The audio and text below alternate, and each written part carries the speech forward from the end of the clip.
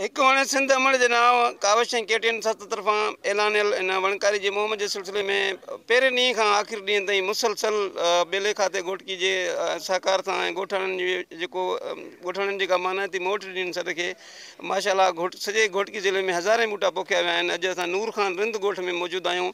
उते असां सां गॾु DFO Ghotki social forestry Aamir Shah, उनजी टीम सैयद मुजाहिद शाह ऐं ॿिया दोस्त बि मौजूदु आहिनि। हिन ॻोठ जा चङा मुड़ुस ऐं ॻोठाणा मौजूदु आहिनि, उन्हनि सां ॻाल्हि ॿोल कंदा आहे।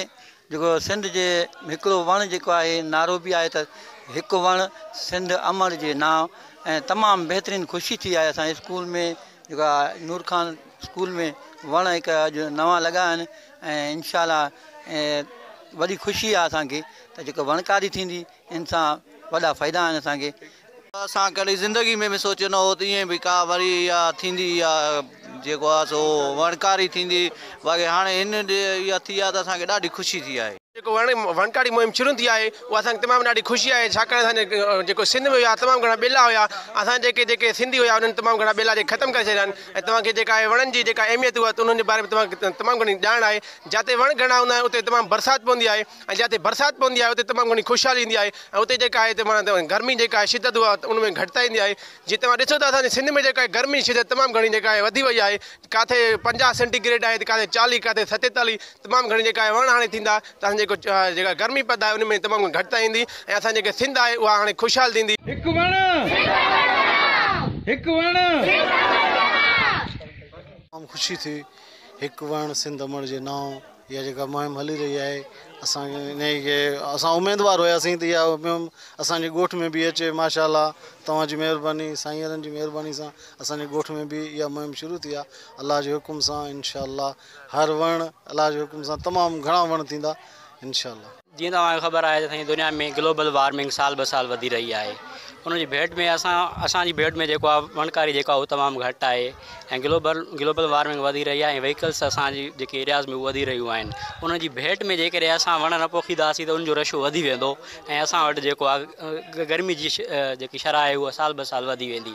असांखे ज़रूरु न असांखे जेकी व्हीकल्स वधी रहियूं आहिनि असांखे उन्हनि जी भेट में असांखे वणकारी मुहिम वधाइणी हूंदी त जीअं असां वटि बरसातूं पवनि ऐं असां वटि जेकी ऑक्सीजन जेका असीं खाईंदा आहियूं उहा जेके असांजी माहौल खे साफ़ु बणाईंदी आहे उहा साल ब साल वधी वेंदी ऐं उनजी भेट में जेको आहे असांजी जेकी गर्मी जी शरह आहे उहा घटिजी वेंदी। हिकु वण सिंध अमड़ जे नाव वारे हिन वणकारी मुहिम में जिते समाज जे हर शोबे जे माण्हुनि हिन सॾ खे साराहियो आहे, उनखे दिलि सां मोट ॾिनी आहे।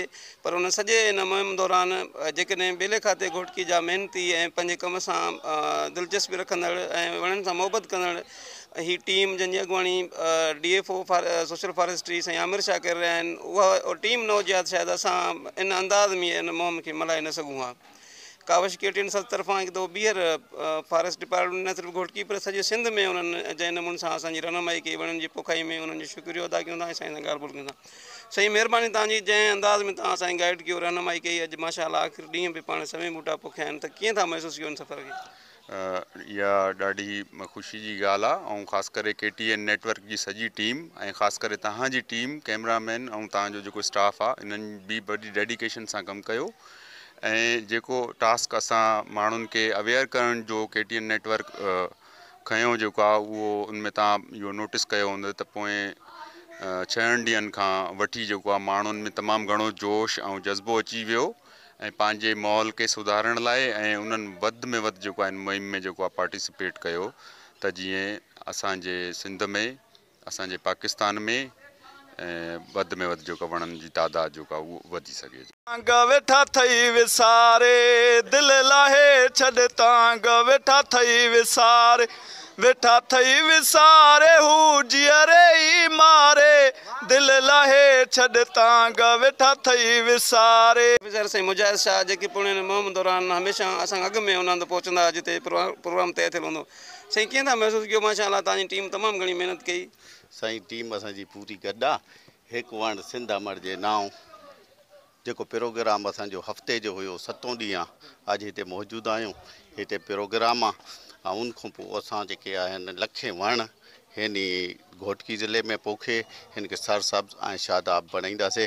अॻिते बि असांखे इहा उमेदु आहे त KTN वारा, काविश वारा, कोशिश वारा असां सां गॾिजी अहिड़ा प्रोग्राम कंदा वड़ पोखियूं था माशाल्लाह फर्स्ट क्लास जेको आहे ॾाढो ज़बरदस्त महसूसु थियो, ॾाढो सुठो कोशिशि बि कई आहे। हिन में जेको आहे 7 ॾींहं थी विया आहिनि असांखे त हीउ प्रोग्राम हिकु वण सिंध अमड़ जे नाओ असांजो सिलसिलो हले थो पियो वणनि जो।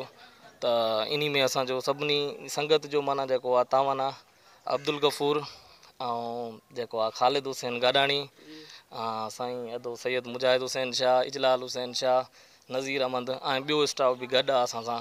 माशाल्लाह ॾाढो ज़बरदस्त फील कयूं था। जी जेतोणीकि हिकु वण सिंध अमड़ जे नाव जे हवाले सां जेको असां हफ़्तो मल्हायोसीं उहो त अॼु पूरो थिए थो, पर इन जो मतिलबु इहो न आहे त असां इन सिलसिले खे रोकींदासीं। हर ॾींहुं, हर साइद, हर पल हिकु त जेके वण असां पोखिया आहिनि, मुख़्तलिफ़ हंधनि ते पोखराया आहिनि, उन्हनि जी सार संभाल रहंदासीं ऐं वधि में वधि वण पोखींदा रहंदासीं। ऐं ईंदड़ साल इनशाला जिते जिते वण पोखरायासीं, जिन जिन दोस्तनि वण पोखिया, इनशाला साईं आमिर शाह सां गॾिजी उन्हनि जायुनि ते ॿीहर बि वण पोखींदासीं। कैमरामैन सदाम मलिक सां गॾु अलावर बोज़दार, KTN न्यूज़ घोटकी।